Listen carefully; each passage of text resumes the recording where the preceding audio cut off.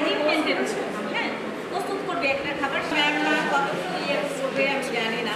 আমি গোটা বাংলাদেশে সব নারীদেরকে নিয়ে এবং যারা ছেলে পার্টিসিপেটর আছে সবাইকে নিয়ে আমি প্রোগ্রামটা করছি। এখান থেকে আমি ফার্স্ট সেকেন্ড থার্ড এবং যারা ওয়েটিং কার্ড পাবে তাদেরকে নিয়ে আমি রাজশাহী হোক এবং ঢাকাতে হোক বড় করে একটা গ্র্যান্ড ফাইনালি করব 10টা পর্ব নিয়ে।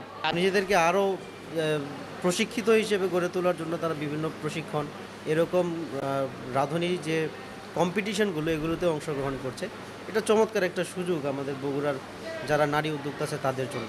আমি চাই নারীরা এগিয়ে যাক, নারীরা আর পিছিয়ে না থাকুক, কারণ আমাদের দেশে অর্ধেক জনগোষ্ঠী নারী। নারী যদি পিছিয়ে থাকে তাহলে দেশ পিছিয়ে থাকবে। নারীরা সমান তালে পুরুষের সাথে কাঁধে কাঁধ মিলে অর্থনৈতিকভাবে সচ্ছল হোক।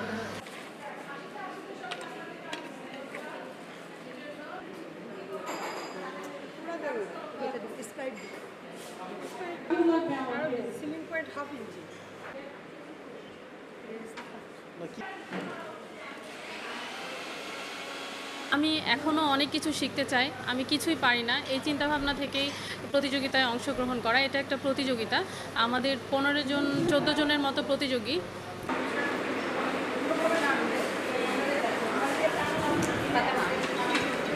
এখানে পার্টিসিপেট করেছি এবং আমার দুটো ডিশ, একটা হচ্ছে লাজানিয়া আর হচ্ছে পিস্তাচিও মাফরুকি।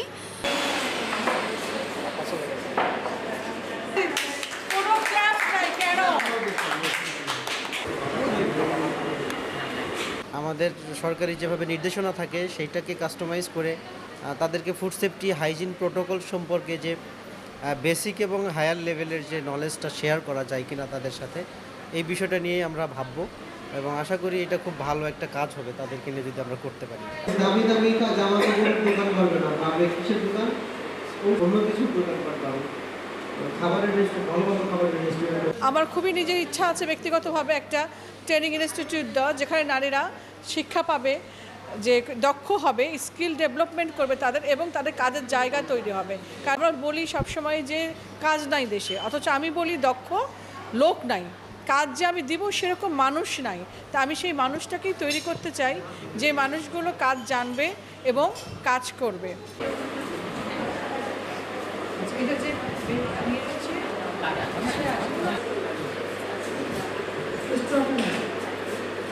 আমার ভবিষ্যৎ পরিকল্পনা হলো আমার নিজস্বভাবে একটা রেস্টুরেন্ট দেওয়ার ইচ্ছা আছে। দেখা যাক আল্লাহ ভরসা কী হয়। আমি এখন বাসা থেকেই মানে অনলাইনের মাধ্যমে খাবার করতেছি, বিজনেস করতেছি। নারী উদ্যোক্তা তারা শুধু যে উদ্যোক্তা তা না, আমাদের বাসা বাড়িতে নিজেদের বাড়িতে তারা যে আমাদের সকলের জন্য খাবারের ব্যবস্থা করেন তাদের ফ্যামিলিতে, সেখানেও তাদের নিরাপদ খাদ্য সম্পর্কে শেখার অনেক কিছুই আছে। আলটিমেটলি তারা জানেও, এবং এখানে উদ্যোক্তাও হিসেবে তারা বিভিন্নভাবে কাজ করছে।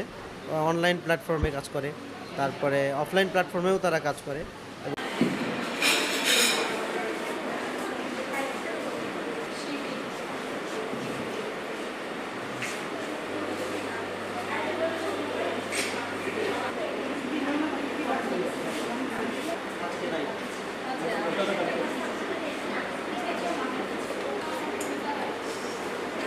শেখার কোনো শেষ নেই। তো আমি মনে করি যে কোনো প্রতিযোগিতা হোক, যে জায়গাতেই হোক না কেন, সেখানে শেখার অনেক কিছু আছে।